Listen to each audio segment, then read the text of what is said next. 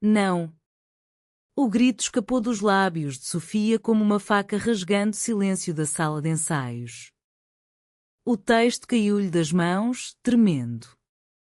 Todos os atores se voltaram, mas ela só via Inês, parada à porta do Teatro Nacional Dona Maria II, com o casaco molhado pela chuva fina de Lisboa e um sorriso hesitante que parecia pedir licença para existir.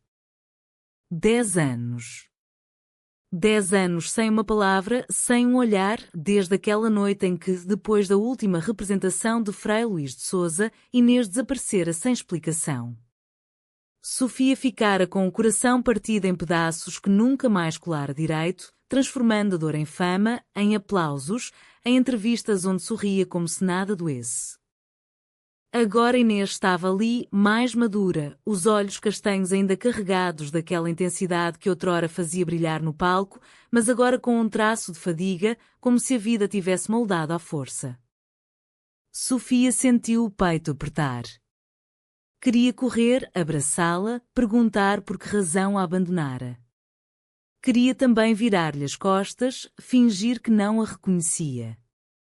O conflito rasgava-a por dentro, o amor que nunca morrera lutava contra o medo de voltar a ser destruída. Sofia! Murmurou Inês, a voz rouca, quase um sussurro de fado. Vim para o casting. Não sabia que estavas a dirigir esta peça. A mentira era evidente. Lisboa é pequena para quem conhece os bastidores do teatro. Inês sabia perfeitamente que Sofia regressara de Londres para montar uma nova versão de Inês de Castro. Sabia e viera mesmo assim. Sofia engoliu em seco. O coração batia descompassado, como se quisesse fugir do peito e ir ao encontro daquela mulher que ainda povoava os seus sonhos mais secretos. Entra, disse por fim, a voz firme, profissional. Por dentro, porém, era um mar revolto. Como podia trabalhar com ela? Como podia fingir indiferença quando cada olhar de Inês reacendia a chama que julgara extinta? Os ensaios começaram. Sofia impunha distância, corrigia com frieza, evitava olhares prolongados. Mas à noite, sozinha no apartamento com vista para o Tejo, deixava as lágrimas correrem. Porque voltaste, Inês? Porque agora, quando eu finalmente aprendi a viver sem ti? Inês, por sua vez, sentia o peso do passado. Fora embora porque a família, conservadora do Norte, ameaçara deserdá-la se continuasse aquela amizade imprópria com Sofia. Tinha medo, era jovem, acreditara que o tempo apagaria tudo. Mas não apagou. Pelo contrário, a saudade crescera como uma erva daninha, sufocando qualquer outra relação que tentara construir. Nos intervalos, trocavam palavras curtas, carregadas de não ditos. Inês tentava sorrir, Sofia desviava o olhar. Mas o teatro tem magia própria. Nas cenas de paixão, quando tinham de encenar o amor proibido de Pedro e Inês, os corpos aproximavam-se demais, as vozes tremiam de verdade, os olhares cruzavam-se como lâminas. Uma noite, depois de um ensaio exaustivo, chovia torrencialmente. Sofia ofereceu boleia. No carro, o silêncio era denso. Por que foste embora sem dizer nada? Perguntou Sofia de repente, parando num semáforo vermelho. Inês baixou a cabeça. Tive medo. A minha família. Lisboa falava demais. Achava que era melhor para ti também. Melhor para mim? Sofia riu-se, amarga. Deixaste-me sozinha com um buraco no peito que nenhum aplauso preencheu. Inês ergueu os olhos, úmidos. Perdoa-me, Sofia. Voltei porque não aguento mais esta saudade que me consome. O semáforo ficou verde, mas Sofia não arrancou. Virou-se para Inês, viu o sofrimento espelhado no seu rosto e, num impulso, inclinou-se. Os lábios tocaram-se brevemente, um beijo tímido, cheio de anos de espera. Quando se separaram, ambas tremiam. Mas o medo voltou rápido. E se alguém visse? E se os jornais soubessem? Sofia era uma estrela, Inês regressava ao palco depois de anos afastada. Um escândalo poderia destruir tudo.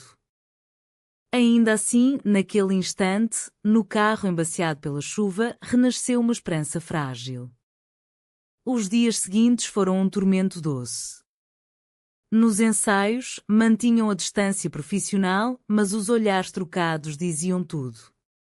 À noite, encontravam-se em cafés escondidos do bairro Alto ou passeavam pelas ruas desertas de Alfama, de mãos dadas apenas quando a sombra as protegia. Sofia sentia-se viva pela primeira vez em anos. Inês trazia-lhe de volta a paixão pelo teatro, pela vida. Falavam horas a fio sobre os sonhos adiados, as peças que queriam montar, os papéis que ainda ansiavam interpretar. Inês confessava como, no Porto, onde se refugiara, tentar esquecer Sofia casando com um homem bom mas sem chama. O casamento durara pouco, o coração nunca pertencera ali. Fui covarde, repetia Inês, a voz embargada. Mas agora quero lutar por nós. Sofia queria acreditar. Mas o conflito interior não a largava. Era famosa, tinha uma imagem a manter. Portugal mudara muito, o casamento entre pessoas do mesmo sexo era lei havia 15 anos, mas nos círculos conservadores do teatro, nas famílias tradicionais, nos jornais sensacionalistas, ainda havia olhares de soslaio, comentários sussurrados. Uma tarde, durante uma pausa, um ator mais velho, o velho mestre António, chamou Sofia à parte. Cuidado, menina. Vi-vos ontem à noite. Lisboa tem olhos em todo lado. Sofia gelou. Não é da sua conta. É sim quando pode destruir a peça. E a tua carreira. A ameaça velada doeu. Naquela noite, discutiram pela primeira vez. Talvez devêssemos parar, disse Sofia, a voz trêmula. Antes que tudo desabe. Inês negou com veemência. Parar? Depois de tanto tempo? Não, Sofia. Vamos enfrentar isto juntas. Mas o medo instalou-se. Sofia começou a evitar os encontros. Respondia às mensagens com demora. Inês sentia o afastamento como uma faca lenta. Os ensaios tornaram-se tensos. A química entre elas, outrora elétrica, agora era cortante. Os outros atores percebiam, cochichavam. Os primeiros rumores surgiram num blog de fofocas do teatro, diretora e atriz principal, mais do que amizade. Sofia leu e sentiu o mundo desabar. Ligou à mãe, no Alentejo, voz firme mas coração aos pedaços. Mãe, se souberes de algo nos jornais. É verdade. Amo uma mulher. A mãe, católica devota, ficou em silêncio longo. Minha filha. A família vai sofrer. Pensa bem. Desligou chorando. Inês, ao saber, abraçou-a forte. Não estás sozinha. Eu estou aqui. Mas Sofia duvidava. O conflito interior era feroz, o amor por Inês contra o medo de perder tudo, carreira, família, a máscara de normalidade que usara tantos anos. Numa noite de insônia, Sofia escreveu no diário: como posso escolher entre o coração e o mundo que construí sem ele? Os rumores espalharam-se como fogo em palha seca. Uma revista cor-de-rosa publicou fotos desfocadas das duas a sair de um café, título sensacionalista: escândalo no Teatro Nacional, amor proibido entre diretora e atriz? O telefone de Sofia não parava. O produtor ameaçou cancelar a peça se o escândalo afetasse a bilheteira. Amigos ligavam, uns solidários, outros com conselhos para ser discreta. A família de Inês, do Porto, enviou uma carta dura: não manche o nosso nome. Sofia afundou-se. Cancelou ensaios, trancou-se em casa.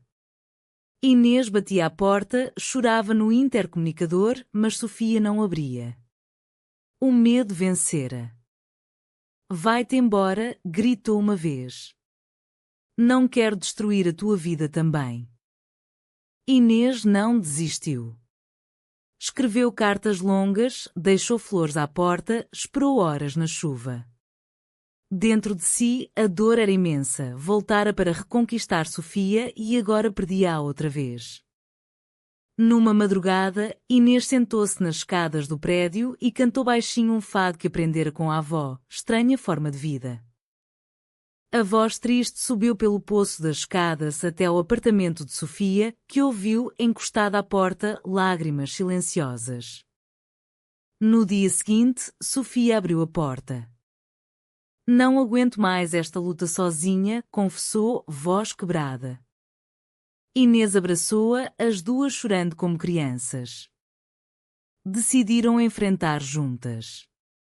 Marcaram uma conferência de imprensa. Sofia, trêmula mas decidida, falou. Amo Inês desde sempre. Não vou esconder mais. Se o público não aceitar, paciência. O teatro é sobre verdade, e esta é a minha. A sala ficou em silêncio, depois aplausos tímidos. Nem todos apoiaram, mas muitos sim. Jovens atores abraçaram-nas. A peça ganhou outra dimensão, o amor proibido de Pedro e Inês agora espelhava o delas. Mas nem tudo foi fácil. Boicotes discretos, críticas veladas, a mãe de Sofia deixou de atender o telefone. Inês perdeu um contrato publicitário. À noite, abraçadas, consolavam-se. Vale a pena? Perguntava Sofia nos momentos de dúvida.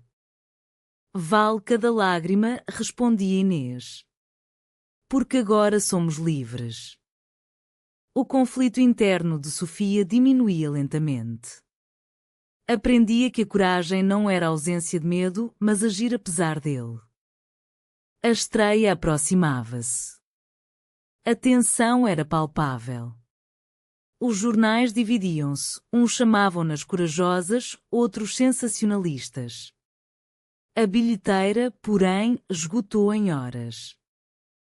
Nos últimos ensaios, a peça ganhou alma. O amor delas transbordava para o palco, tornando as cenas de Inês de Castro comoventes como nunca. Fora do teatro, começaram a aparecer cartas de apoio, jovens que se sentiam menos sós, casais que viveram o mesmo silêncio. Uma rapariga de Coimbra escreveu, obrigada por mostrarem que o amor vence. Sofia leu em voz alta para Inês, comovida. Vês? Não estamos sozinhas. Inês sorriu, mas o passado ainda a atormentava. Numa noite, confessou.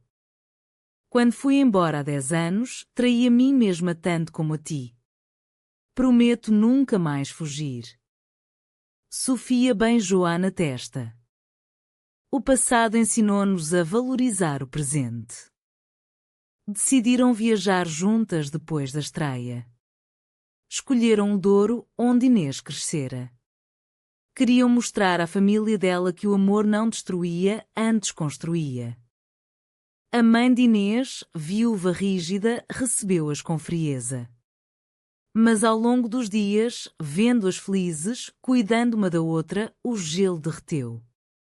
Numa tarde à beira-rio, disse baixinho. Nunca pensei. Mas vejo que sois felizes. Isso chega. Inês chorou nos braços da mãe pela primeira vez em anos. De volta a Lisboa, a estreia foi mágica. O público levantou-se de pé, aplausos intermináveis. Críticos escreveram um marco do teatro português contemporâneo. Mas o maior prémio foi a paz interior. Sofia já não duvidava. Inês já não temia. Ainda havia olhares, comentários, mas agora enfrentavam-nos de mãos dadas. A peça tornou-se um sucesso nacional. Atuações esgotadas, digressão marcada para o Porto, Coimbra, até Faro. As duas eram convidadas para debates, entrevistas onde falavam abertamente do amor, da aceitação, da Portugal que mudava. Sofia sentia-se renascida. A máscara caíra, pela primeira vez, era inteira. Inês, que temera nunca mais subir a um palco, brilhava como nunca. O público adorava a autenticidade que trazia o papel de Inês de Castro. Mas nem tudo era perfeito. Surgiram invejas. Uma antiga colega de Sofia, Marta, que sempre nutrira ciúmes, começou a espalhar rumores maldosos, que Inês regressara apenas pela fama, que Sofia favorecera o casting. Os boatos doíam, mas juntas resistiam. Uma noite, depois de uma entrevista difícil, Inês desabou. Às vezes pergunto-me se valeu a pena tanto sofrimento. Sofia abraçou-a. Valeu cada segundo. Porque te tenho agora. Decidiram oficializar a relação. Um registro civil simples, só família próxima e amigos do teatro. A mãe de Sofia, após meses de silêncio, apareceu. Abraçou a filha, pediu desculpa. Demorei, mas entendi. O amor de mãe não se apaga. A cerimónia foi emotiva. Trocaram votos escritos à mão, prometendo nunca mais fugir uma da outra. Depois, partiram para o Algarve, lua de mel tardia.